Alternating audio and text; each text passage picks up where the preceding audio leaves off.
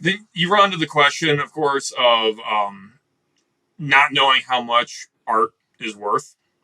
Uh, what's your experience with commissioning art? Have you done that?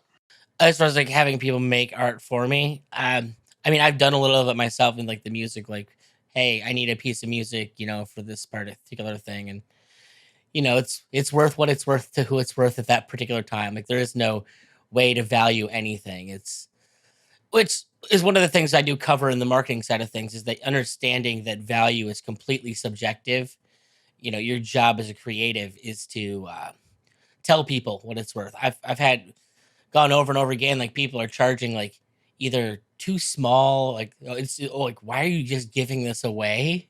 Like people are gonna assume it's a shit book because you're only charging $2 for it. Like nothing that's $2 can be worth my time, so I'm never gonna buy that book.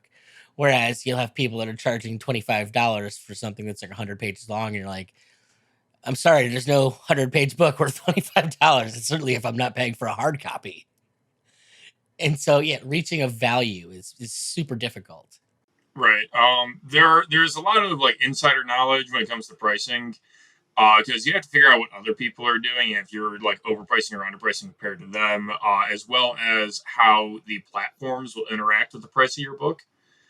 Uh, and even then, like you'd probably be shocked how much the actual print cost of my books are. Like I sold my latest book here, Game of Coin, for $17, I think. Uh, but because of the paper stock, the cover quality, the printing, the shipping, and all that, and then the cuts to the middlemen, I'm getting like $2 in royalties. Yeah, no, that sounds about right. When you know that's how it works, you go, yeah, that sounds right. For the length of the book you wrote, for the quality of the book, sure. But I've had so many people like on the street. I talked to them. You're like, "Oh, you sold 100 books when that was my milestone. Wow, man, you made $1,700." It's like, no. Well, what's really funny is like, so I one of my friends and a guy, my clients, um, his first book in an effort to make sure that it hit bestseller status on Amazon so that it could be pushed through the algorithm. He's sold, I think, his first like 1,000 copies for like $1, just so that you could get him out there, get it in the algorithms, getting pushing. And by the way, it still gets pushed today because he did that thing, but he makes practically nothing off of a book because Yeah. So, Game of Coin is all right. Let me grab. Here's my first book, Fashion Black Zone Book One, Faceless. Uh, I just released the sequel. I have the third book drafted out. And right now, all of my books, I believe, the ebook is at $3 because that is the lowest price that Amazon won't suppress it. Because Amazon doesn't want to give people free books. Amazon wants to make money. They will actually suppress free ebooks in favor of ebooks they can make money off of. Uh, which is why currently there are 3 books. But as soon as that third book comes out, I'm going to drop Faceless down to zero royalties and just not care. Because the point is to get them into a series that has 2 other books, and then I'm going to get fourth book, fifth book, sixth book, so on. it's your loss Um, leader. yes, the first book of a series, you basically need to treat as a loss leader, especially because it's going to be the worst book in the series, almost certainly. Because, like I said, that was my debut novel. I'm significantly better 2 years later. One of the things I found interesting in talking to others, so like I was unaware of like how little people get for like Audible books. Like you go and you could take the time and money it takes to release an audiobook, which frankly is the future of how people are going to listen to books. It's just going to go that way because it's too easy. I believe this. But the bottom line is like you make nothing off of it. It depends on the type of book being written. Like right now, I'm listening to Legionnaire, the first book in the Galaxy's Edge series. I'm really liking it for the record. And that kind of action schlock, yes, that is correct to consume as an audiobook. That is the best way to consume it. Or even better, they can make it into an audio drama. But books like Frankenstein, for example, that I just did my book club on, you would never want Frankenstein as an audiobook. It's better in written form. I think I've listened to Frankenstein as an audio. Bear in mind, like I'm gonna read at least 100 books this year, and they're going to be Nice. I'm coming up on 60, I think. they're going to be almost exclusively audiobooks, just because I don't have the time to sit and read physically. I have too much shit to do. I spend a lot of time driving, so Yeah, but if you're multitasking, you're not really consuming the book. That's the problem. If you're distracted, it's not getting your attention. So that's why lighter reads it works.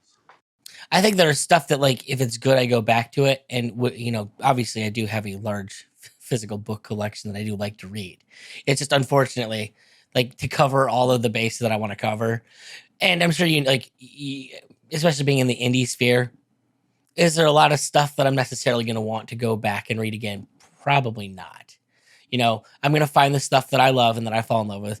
I'm going to be honest, as far as writing goes, like for me, Clive Barker's the peak, and I haven't read many people that like write prose like Barker does. So it's Prose is a weird discussion. Uh, a lot of people have done a lot of work in defining what good prose is, and then good prose never sells. well, you know, truth, he's known for the Hellraiser movie.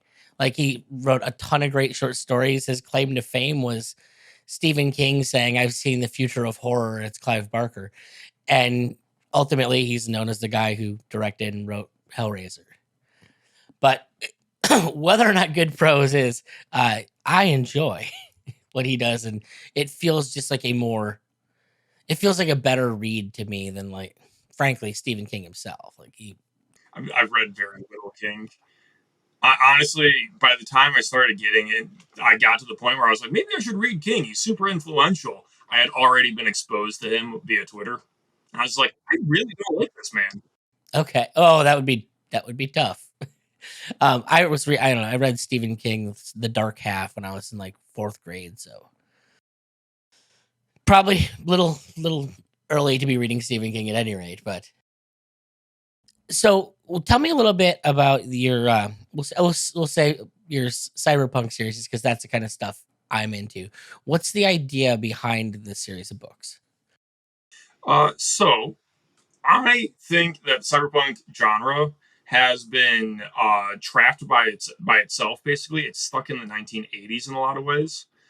For example, Cyberpunk 2077 that came out, big splash, glitchy mess.